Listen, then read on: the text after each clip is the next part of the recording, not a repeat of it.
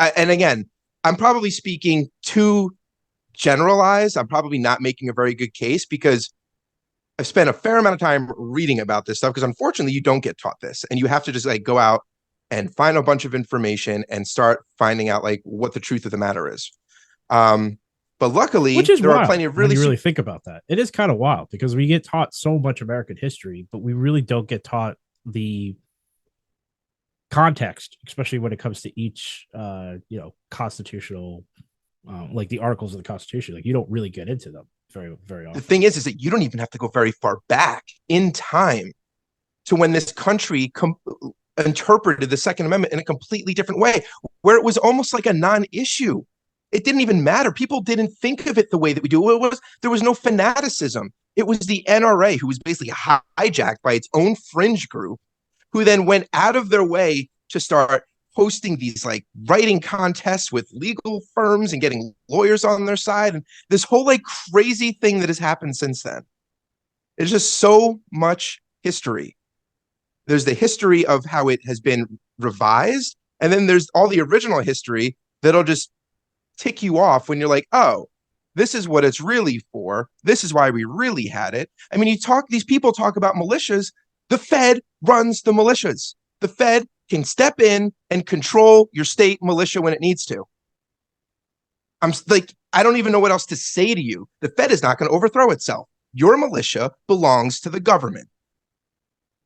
Well, that's it. There's only a government militia.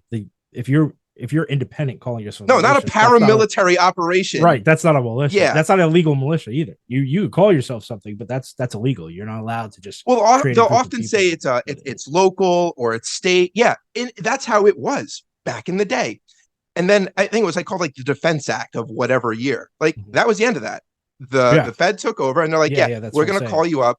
And basically they will gut your militia to call up their people, to call up your people. Like they control. That's correct. It. Yes, that's correct. Yeah, for the true militia.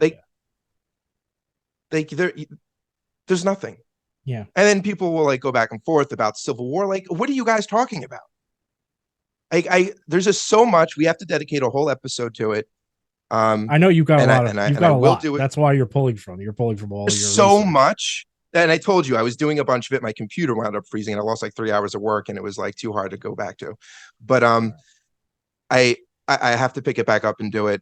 I need to create like a timeline because you'll see why we have the amendment, what was going on, how it actually petered out of relevance, and how it went unsung. Yeah, for a long time. Yeah. Straight. And then, like you said, till the 70s. Like the fifth, no one was referencing it back in World War II, World War I. No one talked about the Second Amendment. It was nothing. It was just something. No, it was totally because almost nobody really owned guns either at that point. But anyway, hijacked by special interests, and now here we are. Now we are dealing with just mass confusion, and you have people indoctrinated into believing this. People identify with their inanimate objects.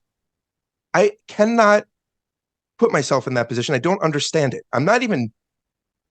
I wouldn't even knock it if it wasn't responsible for so many deaths. I mean, it's just unhealthy at this point to align yourself with a gun to that degree, where you can't even talk about it, and all that can come out of you in a knee-jerk reaction is "shall not be infringed."